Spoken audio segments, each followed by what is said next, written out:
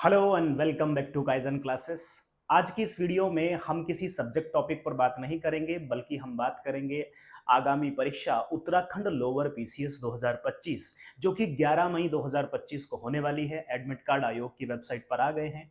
हम इस वीडियो में जानेंगे कि उस परीक्षा में बचे हुए दिनों को किस प्रकार हम यूटिलाइज करें कि हम वहां पर मैक्सिमम मार्क्स को गेन कर पाएं। इस वीडियो में हम उन छोटे छोटे बिंदुओं पर, उन छोटे छोटे हैक्स पर बात करेंगे जिनको अगर आप अपनी प्रैक्टिस में लाते हैं, जिनको आप अगर कायदे से समझते हैं, तो आपकी सफलता की जो राह है वो थोड़ी आसान हो जाएगी। आप इस वीडियो में अंत तक मेरे साथ जुड़े रहे। मैं पूरी कोशिश करूंगा इस वीडियो में कि आपके लिए कम से कम एक जरूरी बात, एक आवश्यक बात आपके लिए जरूर कह दूं। तो सुनिए, चलिए शुरुआत करते हैं एक एक करके। सबसे पहले हम अपने सिलेबस का या परीक्षा के पैटर्न का एक मेजर क्लासिफिकेशन करेंगे, उसका वर्गीकरण करेंगे मोटे मोटे तौर पर। उसके बाद में हम माइनर क्लासिफिकेशन करेंगे और वहीं से जरूरी बातें निकल करके आएंगी। देखिए, बहुत सारे बच्चे होते हैं कि वो लगातार अभी भी उसी तरीके से रट्टाफिकेशन में लगे हुए हैं। गलती करते हैं आप, आयोग आपको फिर गच्चा देगा, क्योंकि आप बारीकी से चीजों को नहीं समझते कि किस बात को कितना अहमियत आपको फिलहाल के समय में देना जरूरी है। क्योंकि ये जो आगामी 15 दिन है, ये 15 दिन आपके 15 महीने की तैयारी को निर्धारित करने वाले हैं। इसलिए इन 15 दिनों की जो बेहतर रणनीति अपनाई जाएगी, वो उन 15 महीनों को भी सक्सेसफुल करेगी जो 15 महीने आपने लग करके तैयारी की थी। इसलिए इन 15 दिनों में कोई भी ऐसी मिस्टेक नहीं करनी है कि जो 15 महीनों की तैयारी पर भारी पड़ जाए। तो सबसे पहले हमने कहा कि हम इसमें एक मेजर क्लासिफिकेशन करेंगे। मेजर क्लासिफिकेशन का यहां मतलब है, जैसा कि हम समझते हैं कि ये जो परीक्षा है हमारी, ये परीक्षा 150 क्वेश्चंस की होने वाली है। 150 क्वेश्चन इस परीक्षा में आने वाले हैं। मेजर क्लासिफिकेशन कर रहे हैं। अगर इन 150 सवालों को हम देखें तो इन 150 सवालों में से 100 सवाल जो है, 100 प्रश्न जो हैं, 100 क्वेश्चन जो हैं, वो आने वाले हैं जीएस के सेक्शन से। और इसी में सेक्शन जुड़ेगा उत्तराखंड स्पेशल का, और इसी में सेक्शन जुड़ेगा करंट अफेयर्स का। एक मोटा मोटा सा क्लासिफिकेशन हमने ये देख लिया। दूसरा, जो इसमें बचे हुए 50 क्वेश्चंस हैं, जो बचे हुए 50 प्रश्न हैं, वो 50 प्रश्न होंगे आपके। एक आएगा मैथ्स का सेक्शन, जैसा कि आप जानते हैं, और दूसरा सेक्शन होगा रीजनिंग का। आपको लग सकता है कि ये बातें तो हमें पता है, मैं इन्हीं में से ही आपके लिए वो जरूरी बातें निकालूंगा जिन पे आपको एम्फेसाइज करना है। अब इस मेजर क्लासिफिकेशन से आप सीधे तौर पे समझ पाएंगे, जैसा यहां मैंने लिखा है कि हमने कहा कि इसमें 50 प्रश्न जो है वो केवल किससे आने वाले हैं, वो केवल और केवल मैथ्स और रीजनिंग से होने वाले हैं। इस मैथ्स और रीजनिंग में भी आप देखेंगे रीजनिंग का वेटेज ज्यादा रहने वाला है। देखिए, एक सेक्शन में 100 सवाल हैं, 100 सवाल में जीएस भी है। जीएस में आप जानते हैं हिस्ट्री है, ज्योग्राफी है, पॉलिटी है, इकोनॉमी है, साइंस है, करंट अफेयर्स है। इसके साथ उत्तराखंड है, उत्तराखंड की अपनी हिस्ट्री, ज्योग्राफी, पॉलिटी, इकोनॉमी है। इन सब से मिलाकर के 100 सवाल बनने वाले हैं, और 100 सवाल केवल मैथ्स और रीजनिंग से आने वाले हैं, जिसमें रीजनिंग खास होने वाली है। इस मेजर क्लासिफिकेशन से मुझे एक बात समझ में आती है कि अगर मैं मैथ्स और रीजनिंग में, स्पेशली रीजनिंग पे अगर अपनी ठीक ठाक पकड़ बना लेता हूं या बना लेती हूं, तो यहां से मुझे एक बढ़त, एक एज जरूर मिलने वाला है। तो इस मेजर क्लासिफिकेशन से ये बात समझ में आई। इसके आगे की बात समझ में आएगी जब हम इसका माइनर क्लासिफिकेशन करेंगे, यानी थोड़ा सा और गहराई में जाके हम इसका क्लासिफिकेशन देखते हैं। आइए समझते हैं उस क्लासिफिकेशन को। जैसा कि हमने कहा कि इसमें 100 सवाल होने वाले हैं। किससे संबंधित है 100 सवाल? 100 सवाल संबंधित हैं जीएस के सेक्शन से और उत्तराखंड के सेक्शन से। इन 100 सवालों में से अगर मैं आयोग के पदक्रम पे चलूं और आयोग के पैटर्न को समझूं, तो लगभग एक तिहाई सवाल अगर हम मान लेते हैं कि वो एक तिहाई सवाल किससे पूछेगा, उत्तराखंड स्पेशल से पूछेगा। यानी यहां एक बात क्लियर हो जाती है कि 30 प्लस सवाल जो है वो किससे आएंगे, वो उत्तराखंड के सेक्शन से आने वाले हैं। अब उत्तराखंड के सेक्शन में हमने पता चल दिया कि 100 में से 30-35 सवाल तो अकेले उत्तराखंड से आएंगे। अब उत्तराखंड के सवालों में थोड़ी सी गहराई आयोग ने यहां पे दी है। अब उत्तराखंड जब हम पढ़ते हैं आपने भी तैयारी के दौरान पूरा उत्तराखंड कंप्लीट कर लिया होगा, मैं इस बात को मान के चल रहा हूं। उत्तराखंड में सेम ऐसे ही है, उत्तराखंड की हिस्ट्री है, उत्तराखंड की ज्योग्राफी हमें पढ़नी है, उत्तराखंड में पॉलिटिकल सिस्टम किस तरीके से काम करना है यानी पॉलिटी हमें पढ़नी है, उत्तराखंड में हम इकोनॉमी को भी जानेंगे। ज्योग्राफी में आपको क्या करना है, ज्योग्राफी जब आप पढ़ेंगे तो ज्योग्राफी बिल्कुल ऐसी ही है जैसी आपने इंडियन ज्योग्राफी पढ़ी थी। बस क्या हो जाएगा कि जब आप इंडियन ज्योग्राफी को पढ़ रहे थे, देखिए कनेक्टिविटी लाइए चीजों में, आप इंडियन ज्योग्राफी पढ़ रहे हो उसी के साथ मिला करके आप उत्तराखंड की ज्योग्राफी को पढ़ने का प्रयास करिए। अगर आप दोनों को अलग अलग स्तर पे जाके पढ़ेंगे तो दो गुनी मेहनत आपको करनी पड़ेगी, दो अलग अलग स्तर पे मेहनत करनी पड़ेगी। अगर आप किसी समय हिमालय पढ़ रहे हैं इंडियन ज्योग्राफी में, तो उसी समय हिमालय में उत्तराखंड में यानी कुमाऊं रीजन में, गढ़वाल रीजन में कौन कौन सी महत्वपूर्ण पीक्स हैं, वहां से कौन कौन से ग्लेशियर हैं, कौन सी पहाड़ियों के बीच में दर्रे हैं और वहां से कौन कौन सी नदियां निकलती हैं, सेम इसी के साथ आप उसको इसके साथ में इंटरलिंक करके पढ़िए। अगर आप इस तरीके से पढ़ेंगे तो बचे हुए बहुत कम समय आपके पास बचा है, उस बचे हुए समय में आप बहुत कुछ ग्रैब कर पाएंगे। ऐसे ही हम बात करें पॉलिटिकल सिस्टम, जो पॉलिटी है यहाँ की राज व्यवस्था बिल्कुल वैसी ही है जैसी सेंटर में है। तो जैसे आपने वहां इंडियन पॉलिटी पढ़ा, सेम उसको यहाँ पे अप्लाई कर लीजिए, क्योंकि वहां जो राज्यों के लिए, स्टेट्स के लिए जो प्रोविजंस कॉन्स्टिट्यूशन में लिखे हैं वही प्रोविजंस यहाँ अप्लाई होने वाले हैं। तो यहाँ अलग क्या पढ़ना है, यहाँ अलग पढ़ना है कुछ नए अपॉइंटमेंट्स।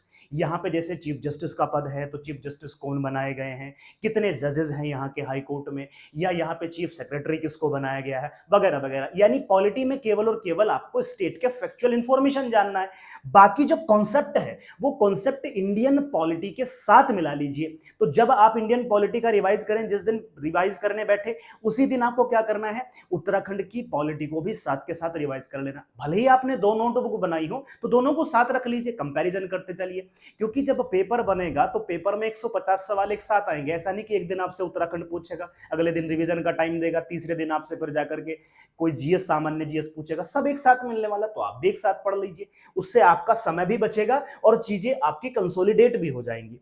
जैसे हमने बात कर ली कि भाई इसमें हम पढ़ रहे हैं, अगर आप किसी समय ज्योग्राफी पढ़ रहे हैं इंटरलिंक करके पढ़िए, अगर आप किसी समय यहाँ पे पॉलिटी पढ़ रहे हैं इंटरलिंक करिए। इकोनॉमी में भी सेम चीजें हैं, जिस तरीके की चीजें वहां पे हैं सेम चीजें यहाँ पे हैं। बस आपको यहाँ क्या कर लेना है, जो उत्तराखंड गवर्नमेंट ने नई स्कीम्स चलाई हैं उनको आप करंट अफेयर्स में पढ़ेंगे, सेम बातें यहाँ पे अप्लाई हो जाएंगी। उत्तराखंड का बजट आप करंट अफेयर्स में भी पढ़ेंगे, उत्तराखंड का बजट यहाँ भी आ जाएगा, किस सेक्शन के लिए कौन सा बजट रखा गया है, टूरिज्म के लिए क्या क्या किया गया है, वो सारी चीजें। यानी इन तीन सेक्शन में अगर मैं देखूं तो इन तीन सेक्शन में मुझे कम काम करना है अगर मैं स्मार्टली काम करता हूं।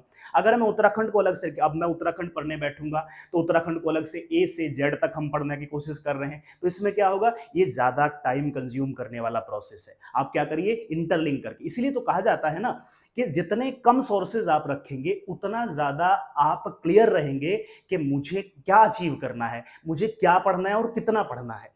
इसके बाद में अगर हम देखें कल्चर, तो कल्चर और हिस्ट्री दोनों मिक्स करके पढ़ सकते हैं। हिस्ट्री में यहाँ पे हिस्ट्री से काफी सारे सवाल आते हैं। हिस्ट्री में आपको थोड़ा सा ध्यान से देख के चलना है। हिस्ट्री में क्या करना है, जिस समय आप भारत का यानी जो आधुनिक भारत पढ़ रहे हैं उसी समय में आप यहाँ के आधुनिक इतिहास को पढ़ते चलिए। जिस समय में आप वहाँ का मध्यकालीन भारत पढ़ रहे हैं, मेडिवल इंडिया पढ़ रहे हैं, उसी समय यहाँ का मेडिवल पीरियड पढ़िए। जिस समय आप वहाँ का एंशिएंट पढ़ रहे हैं सेम यहाँ का एंशिएंट पढ़ रही है। यहाँ की बात अलग है, यहाँ की हिस्ट्री में कुछ वंश हैं, कुछ अलग अलग तरीके के राजा वो मिलेंगे। पर कई बार क्या पूछता है कि बताइए इसके समय में उस समय जहांगीर का समकालीन कौन सा राजा रहा। तो अगर आप इंटरलिंक करके पढ़ेंगे चीजों को तो आप उसे बेहतर समझ पाएंगे। यानी अगर मैं उत्तराखंड में देखूं तो केवल थोड़े से स्तर पे हिस्ट्री जाके अलग होने वाला है, बाकी सेक्शन में मुझे अपने आप में पहले से ही एक एज मिला हुआ है, एक बढ़त मिली हुई है। इस तरीके से आप अपने उत्तराखंड के सेक्शन को, एक उत्तराखंड के जो हमारे दिमाग में टैबू बना हुआ है उसको हम ओवरकम कर सकते हैं। अभी हमने देखा कि हमने 100 सवालों की बात करी कि 100 सवाल में से 30 प्लस सवाल तो किससे आने वाले हैं, उत्तराखंड से आने वाले हैं। हम बात कर लेते हैं कि लगभग 70 सवाल 65 टू 70 क्वेश्चंस जो हैं वो किससे आने वाले हैं? 70 क्वेश्चंस की अगर मैं बात करूं कि ये किस सेक्शन से आने वाले हैं, तो ये सेक्शन होने वाला है आपका जीएस का, यानी जनरल स्टडी से संबंधित आने वाले हैं। करंट अफेयर्स की हम अलग से बात करेंगे, हम मान लेते हैं कि पूरा सेक्शन जीएस का होने वाला है। इसको आप किस तरीके से, अब हमने कहा ना कि हम माइनर क्लासिफिकेशन करेंगे, करिए मेरे साथ आप माइनर क्लासिफिकेशन। देखिए, जब आप माइनर क्लासिफिकेशन करने बैठेंगे तो पहले आपको ये पता हो कि मेरे पास कौन कौन से सब्जेक्ट हैं, ये तो आपको पता ही है। अब सब्जेक्ट का आपको पता है, पर आपको यह जरूर जानना होगा कि कौन से सब्जेक्ट का महत्व ज्यादा है, क्योंकि सब्जेक्ट तो सारे हैं। जीएस ने तो कह दिया उसने तो कि सामान्य अध्ययन में मैं मॉडर्न हिस्ट्री से सवाल पूछूंगा, मैं हिस्ट्री से सवाल पूछूंगा, उसमें मॉडर्न भी है, मिडिवल भी है, एंशिएंट भी है। तो आपको यह देखना है कि आपको बचे हुए समय में किस बात पे ज्यादा एम्फेसाइज करना है। जैसे हम बात कर रहे हैं, स्टार्टिंग में हमने कहा कि हमें एक पढ़ना है हिस्ट्री। अब इस हिस्ट्री को आप पढ़ने जाएंगे तो आपको पता है कि जब हम हिस्ट्री पढ़ते हैं तो हमारे पास तीन तरीके की हिस्ट्री है। एक है मेरे पास जिसको हम कहते हैं कि एंशिएंट हिस्ट्री है, प्राचीन भारत है। एक है जिसको हम कहते हैं कि मेडिवल हिस्ट्री है। एक है जिसको हम कहते हैं मॉडर्न हिस्ट्री है। अब इन तीनों हिस्ट्री में आप सबको पता है, अगर आप परीक्षा की तैयारी कर रहे हैं तो इतना आपको जरूर पता है कि इनमें सबसे महत्वपूर्ण इतिहास का जो सेक्शन है, जहां से मैक्सिमम सवाल पुट ऑन होने वाले हैं, वो है मॉडर्न हिस्ट्री। तो क्यों ना हम मॉडर्न हिस्ट्री को बचे हुए समय में ज्यादा प्रैक्टिस दें, ज्यादा रिवीजन करें।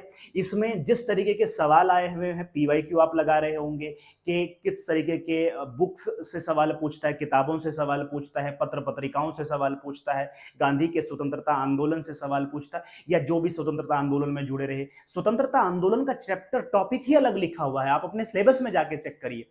तो फिर आपको मॉडर्न हिस्ट्री क्यों नहीं पढ़नी चाहिए? अगर मेडिवल की बात करें तो मेडिवल में कौन कौन से इस तरीके के सुधारात्मक कार्य हुए जिनको आयोग ने बार बार पूछा है।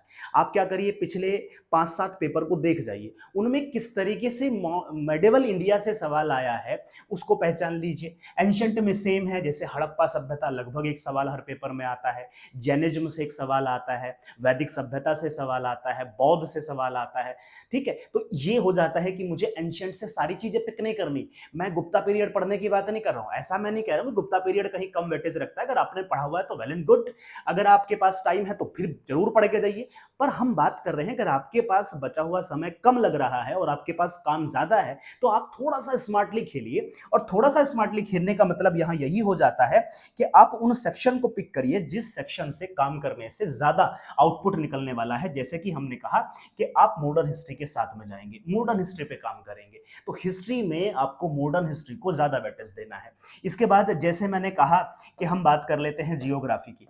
अब हम जब जियोग्राफी की बात करते हैं तो एक हमारे पास वर्ल्ड ज्योग्राफी होती है और एक हमारे पास में होती है इंडियन ज्योग्राफी।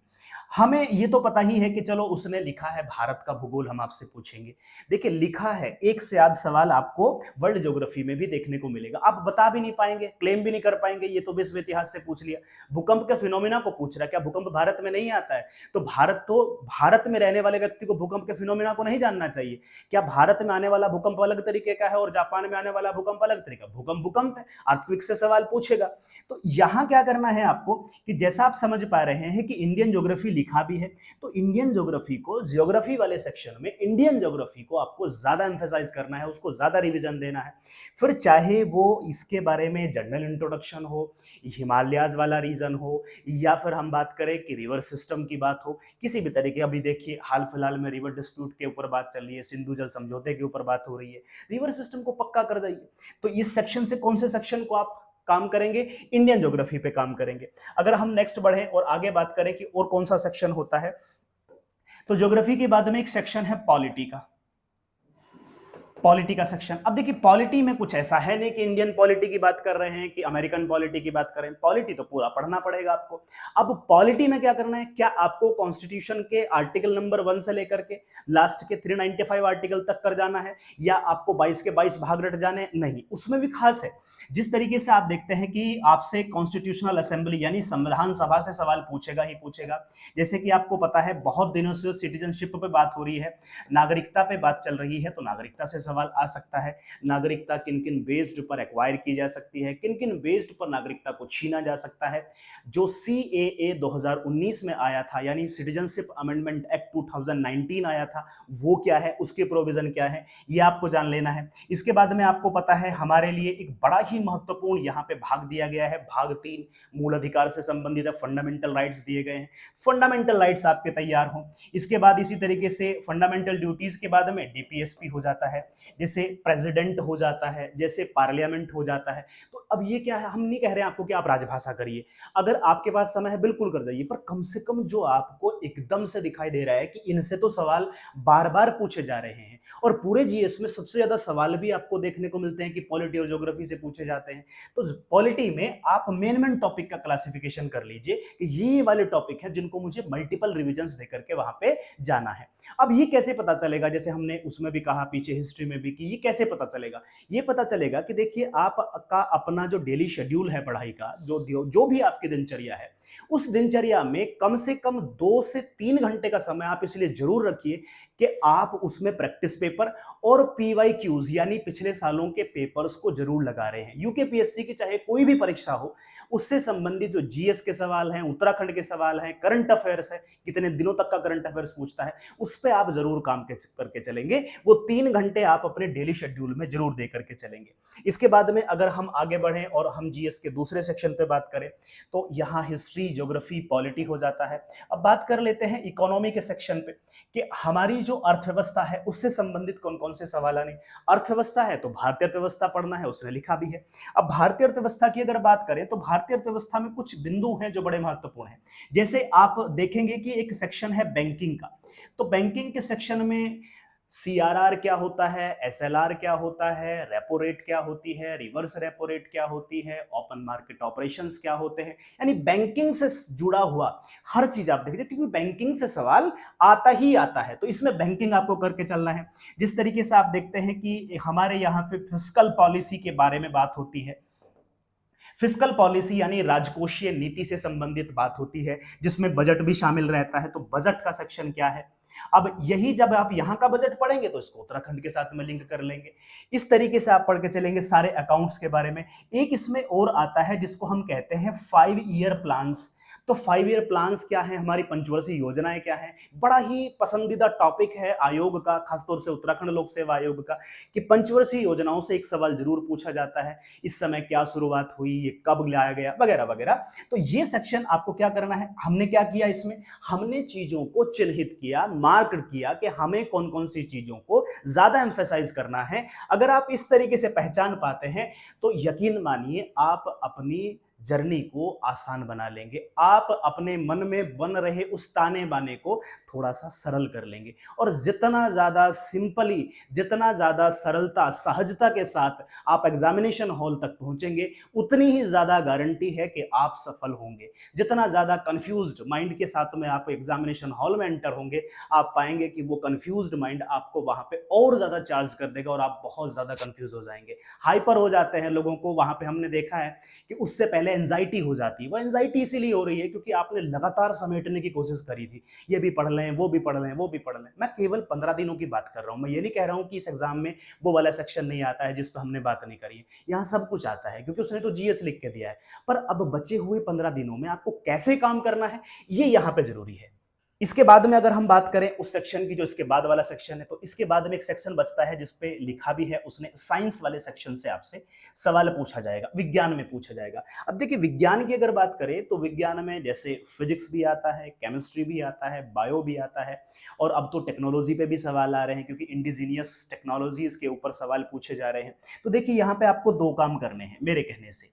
एक तो आपको बायो वाला सेक्शन देख जाना है, और बायो वाले सेक्शन में भी, बायोलॉजी के सेक्शन में भी, जीव विज्ञान में भी आप एक बारी मेरे कहने से PYQ यानी पिछले सालों के पेपर से गो थ्रू हो जाइए। क्या विटामिन से ज्यादा सवाल आ रहा है, क्या कार्बोहाइड्रेट से सवाल ज्यादा आ रहा है, या ह्यूमन बॉडी स्ट्रक्चर से सवाल ज्यादा आ रहा है, बीमारियों से संबंधित सवाल ज्यादा आ रहा है, उसमें विषाणुओं से, जीवाणुओं से, कवक से, किससे सवाल ज्यादा पूछा जा रहा है, या तीनों का वेटेज बराबर है। तो जीव विज्ञान में भी ऐसा नहीं है कि जीव विज्ञान में कक्षा 9 की NCERT से उठाए कक्षा 12 की NCERT तक चले गए। जीव विज्ञान में भी वो सिलेक्टेड टॉपिक जहां से मल्टीपल क्वेश्चंस यानी बार बार रिपीटेशन हो रहा है सवालों का, ऐसे टॉपिक को पक्का करिए। सवाल रटने की कोशिश मत करना, सवाल हो सकता है घुमा के दे दे, सवाल सेम रहे, उसी टॉपिक उसी थीम पर बेस्ड रहे, पर सवाल पूछने के तरीके को बदल दे और आप कंफ्यूज हो जाएं। फिर तो आपको क्या करना है, सवाल देखें वहां पे कि हाँ यार इससे काफी सारे सवाल पूछे, उस टॉपिक को जाकर के अपने स्टैंडर्ड बुक्स में या फिर अपने नोट्स में जो भी आपने बनाए हैं, जहां से भी आपके सोर्सेज है, जहां से आप पढ़ रहे हैं, उनको जाकर के वहां पे मैक्सिमम रिवीजन दीजिए। दूसरा हमें किस पे बात करना है, तकनीक पे बात करनी है, टेक्नोलॉजी पे बात करनी है।